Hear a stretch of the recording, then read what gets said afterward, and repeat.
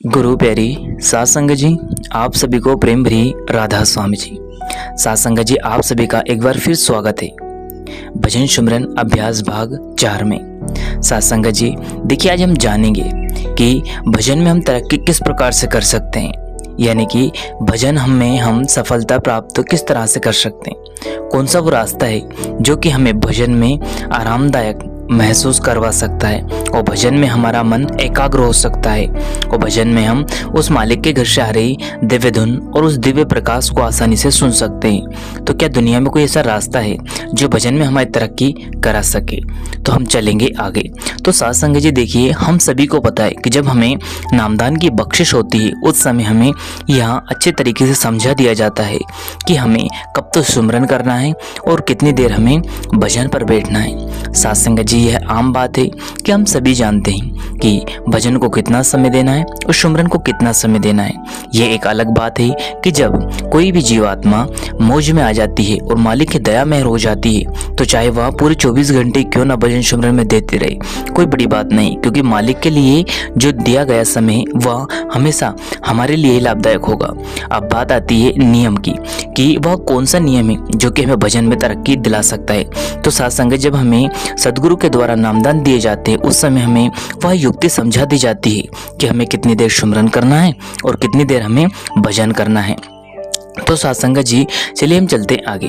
देखिए भजन सुमरन का जब हम अभ्यास करना शुरू करते हैं तो हमें जो पूर्ण संत महात्मा इस दुनिया में आते हैं उनके बताए मार्ग पर हमारी यात्रा एक प्रकार से जो रूहानी यात्रा होती है वह शुरू हो जाती है। यानी कि हम जब भजन सुमरन का अभ्यास करना प्रारंभ कर देते हैं तो कुल मालिक के घर से जो आ रही वहाँ दिव्य धुन या वहाँ दिव्य प्रकाश की जो राह है वो हमारी क्लियर यानी कि साफ साफ दिखाई देना शुरू हो जाती है। उसी क्षण सब अनुमान जो भी हमारे अनुमान रहते हैं कि हमें ये करना है वो करना है या दुनिया में हमारा जो ख्याल भटका रहता है वो सभी एक प्रकार से शांत हो जाते हैं। क्यों? क्योंकि ये जो अनुमान विचार संकल्प या यूँ कह लो कि जो हम दुनियादारी में उलझे रहते हैं रिश्ते नाते या सिर्फ एक शरीर से बाहर के हैं, लेकिन हमें यात्रा कौन सी करनी है? हमें यात्रा करनी है शरीर के अंदर, क्योंकि वह कुल मालिक जब भी मिलेगा जहाँ भी मिलेगा वो अंदर ही मिलेगा। चाहे हम सारी जिंदगी कितने ही कुछ करते रहें और बाहर भटकते रहें, वो बाहर कभी किसी को नहीं मिलेगा।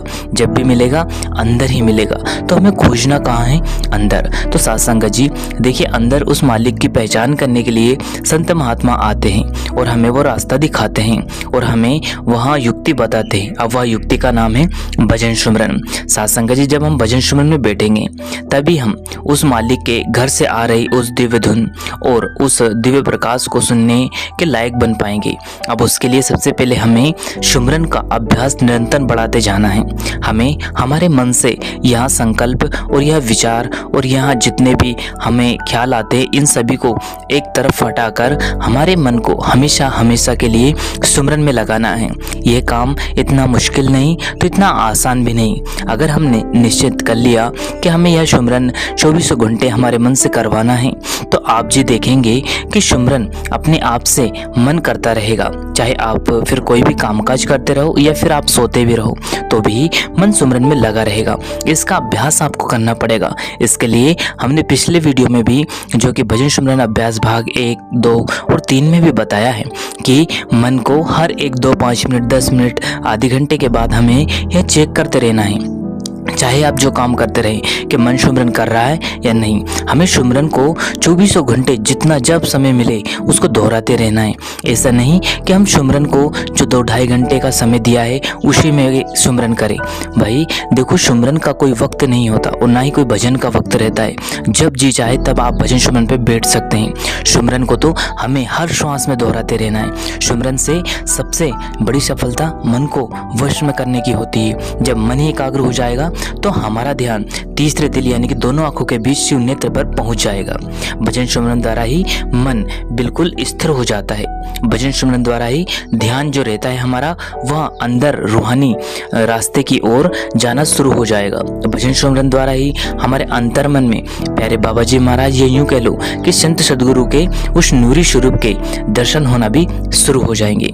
इसी के द्वारा हम निर्मल अमर और जो हमारा पवित्र एक घर है है, या यूं कह लो कि हमारे अंदर जो एक अमृत रस बह रहा है उसका हम रसपान कर सकते हैं। सिर्फ एक भजन सुमरन ही है जिसके द्वारा हम सारी दुनिया को छोड़कर एक रूहानी दुनिया में प्रवेश कर सकते हैं।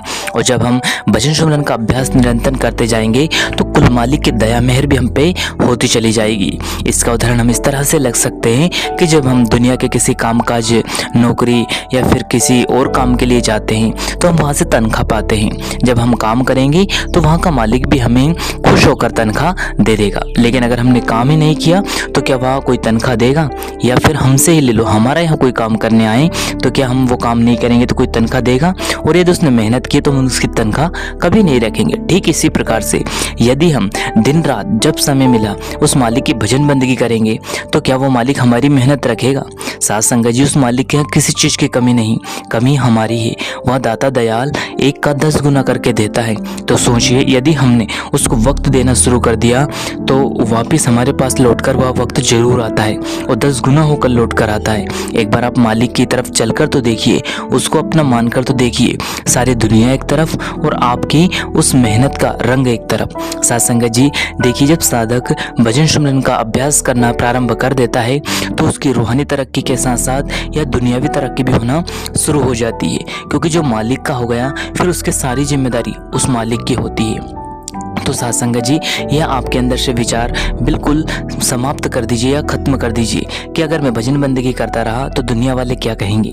साथ संगत जी, दुनिया वाले तो हमेशा ध्यान रखिएगा, जो आगे बढ़ता है उसकी टांग खींचते रहते हैं, यानी कि उसको कभी आगे बढ़ने देते ही नहीं हैं। इसलिए हमें ध्यान रखना है कि हमें उस मालिक के अगर बहाने में रहकर उस मालिक को पाना है तो उसकी भजन बंदगी में समय देना ही होगा। साथ संगत जी, बस इतनी कोशिश कीजिए कि शुरू में मन को थोड़ा कंट्रोल में रखिए, यानी कि मन एकदम से तो कंट्रोल में होगा नहीं। उसके लिए आप मन को सुमरन में लगाए रखें। मन सुमरन करता रहेगा तो अपने आप से उसके अंदर जो विचार, संकल्प और जो भी ये ख्याल रहते सब अपने आप से समाप्त होते जाएंगे। सबसे आसान तरीका मन को एकाग्र करने का सुमरन ही है। तो सुमरन को आप हर 5-10 मिनट में चेक करते रहिए कि आपका सुमरन, आपका मन कर रहा है या नहीं। अगर नहीं कर रहा है तो वापस से आप उससे कहिए और मन देखिए आपका सुमरन को दोहराना प्रारंभ कर देगा। साथ संगत जी, अब ये बात आएगी कि हम मन को सुमरन में क्यों लगाएं। साथ संगत जी, देखिए, अगर मन हमेशा सुमरन करता रहेगा तो हमें भजन में बैठने में बहुत आसानी होगी और हमारा ध्यान जब हम भजन में बैठेंगे तो भटकेगा नहीं। दोनों आंखों के बीच में आकर उस कुल मालिक के घर से आ रहे जो अनंत नाद है उसको आसानी से सुन पाएगा। साथ संगत जी, इसके लिए हमें हर 5-10 मिनट के बाद हमारे मन को चेक करते रहना है कि सुमरन कर रहा है या नहीं। इससे हमें बहुत फायदा होगा। तो साथ संगत जी, अगर भजन में तरक्की चाहिए तो हमें इस सुमरन को इतना बढ़ा लेना है, इतना पक्का कर लेना है कि हर श्वास में चाहे हम जो काम करते रहें, सुमरन हमारा मन दोहराता ही रहे। एक दिन आपको इतनी सफलता मिल जाएगी कि आप बहुत आसानी से सुमरन को दोहराते रहेंगे और जब चाहे तब आप भजन में बैठ जाएंगे और आप आनंद ही आनंद महसूस करेंगे जी। साथ संगत जी, इसी के साथ में वाणी को विराम देते हैं। अगर यह भजन सुमरन अभ्यास भाग 4 आपको अच्छा लगा हो तो इस वीडियो को लाइक करें, शेयर करें और कमेंट में राधा स्वामी जरूर लिखें जी। और ऐसी वीडियो पाने के लिए सद्गुरु प्यारे चैनल को सब्सक्राइब करके बेल आइकन पे प्रेस कर लीजिए, जिससे कि आपको ऐसी वीडियो मिल सके।